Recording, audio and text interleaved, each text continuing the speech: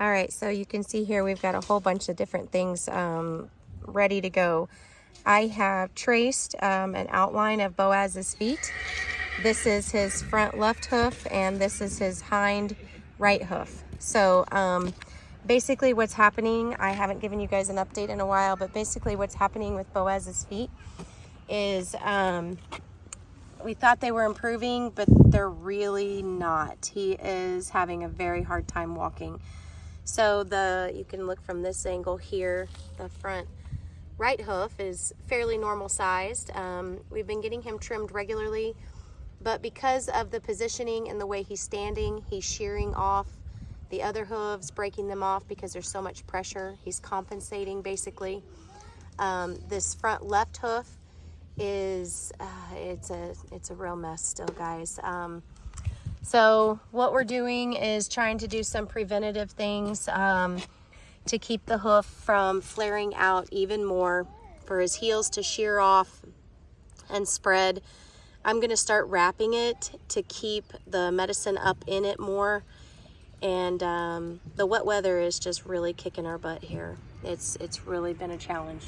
So he's been moved to the barn, which he doesn't love, but that's where he's going to be. You can see on this back hind hoof, he actually had an abscess come up. And I don't know much about abscess. I'm not going to pretend like I do. I've been reading and researching and studying as much as I can, but you can see here where it had to finally excrete out of his hoof. And then what ended up happening is the back side here, this cracked and busted all the way up. So I know a lot of people are going to say, are you taking him to the vet and all that stuff, but really there's not a lot that the vet is going to be able to help me here. I have another farrier coming on May the 14th. He is a friend of ours. He's the same farrier that JR and Emery are using for Oliver. He's going to come here. Our farrier asked him to join him and be here on May 14th. And we're going to work on trying to get Boaz some relief by building him up some shoes to take all this pressure off of these hooves. And you can see here where he's had he's just staying too wet. All of this is flaking off. And then this busted open. It's really tender. Now there was a lot of heat in this, which there isn't now, which is a good sign that after this had ruptured, this abscess ruptured, the infection oozed out. And what is causing the abscess, I don't know exactly. Maybe just chronic deep thrush could be it, but we're just not exactly sure. I know we're just gonna keep trying, guys. I just keep working on him and doing everything I can every day. I get out and clean his hooves, but he's in the barn. He's totally dry. He's gonna be dry now. He just had an Epsom salt soak to help with flushing out any bad stuff. And we're going to let them dry. His hooves dry really good. And then I'll do a quick follow-up video of what I plan to do. I'm gonna pack his hoof full of medication to help keep the thrush at bay.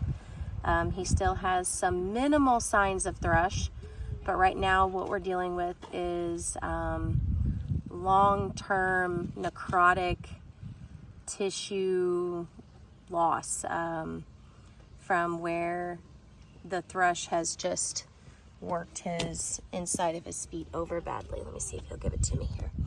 Come here, bud. Give me your foot. Come on. Come on. I know we've done this 100 times today. Come on. Give me your foot, Boaz. Come on. Come on, Bo. Come on. Lift it up. It's hard to video this and get him to lift his hoof, but I'll show it to you guys later when I have some help. Yeah, you want to hold the phone? Here, don't get your fingers out of it. Sorry, guys. Here, my son's going to do some videoing. Okay, give me your hoof. Now, come around here where we can show him the inside. Yeah, you can see here This has still got some thrush in it. You can see here where we've been keeping it treated with copper sulfate, and it has hardened and it has reduced the signs of the really bad thrush. I mean, our crevices are less, but his frog is just not where we need it to be. The hoof walls are separating from the sole of the foot. And so what Reuben is going to do is he's going to come and hopefully be able to shape and create the first set of many bar shoes to take the weight and the pressure off here, because that's what's causing this, is it's causing him to splatter out, and get his feet a little bit better. So don't really know. I'm just learning this as we go. I hate to say it, but I am. And I'm thankful for Boaz. I'm thankful for how good he is. I can come around here, Skylar.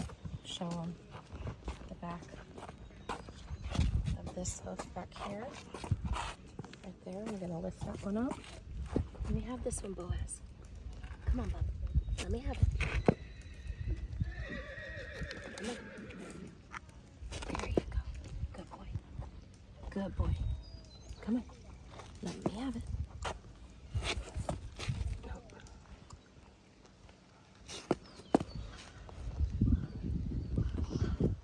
And the fish get under there? You can see, yeah, get it where you can see.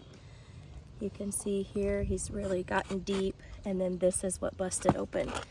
And then that abscess, Boaz, quit. And then the abscess is right over here. You got it on there? Mm-hmm. All right, good job. With the red and white? Come on, buddy. Let me have it.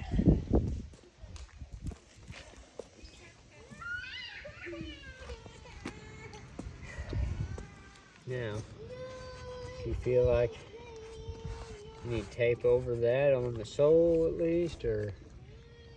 The red button again? No. I think that we have to duct tape it to protect the coflex. Yeah. Here, Mom. No, you stay put. You're doing fine. That's good too. But you really need to focus on the toe of this foot and the whole bottom of that foot for your duct taping. Okay. And I'm suspicious that my coflex doesn't go up the leg enough to stay on very many days, so we just have to try it. We're just learning. I'll get more coflex and we'll go from there. Okay. So, Just a minute. You want to get your duct tape ready, and you can go over all the coflex. And try not to make it look quite so wrinkly and mess. Okay, you ready? Turn it on. What do I hit? The red button. This button? Mm-hmm. Click it again. It's not on. That is. Hold it straight for you, Skylar.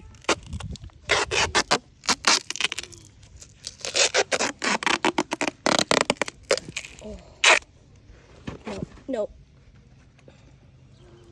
Oh, you gotta keep it up.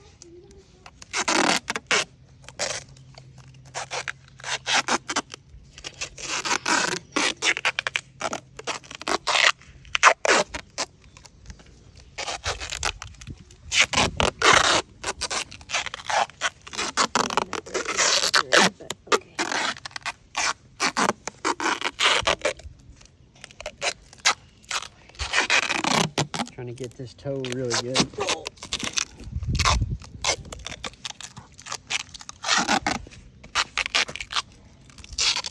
Okay, let's go on the leg. Head.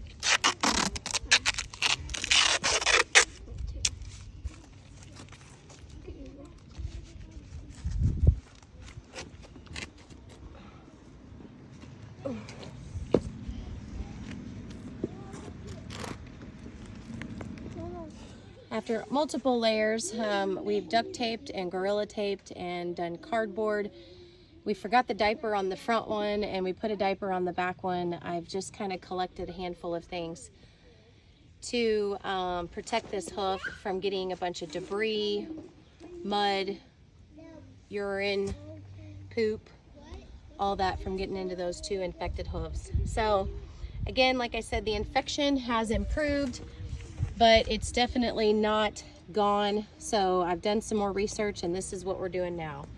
We're making these makeshift boots. So I'm gonna try to piece together my videos. I had my son doing it while Todd was helping me. So this is a collective family event here. And we're just gonna try to get this to protect Boaz, his hooves, from getting caked full of rocks and debris every day. So they make these really cool things called cavallo boots or something, but they're over $250 a piece, I think, or $250 for the pair. It's been a minute since I've checked them out, and we cannot afford that. So this is what we're doing. We are making our own out of cardboard, duct tape, Coflex, diapers, and medication.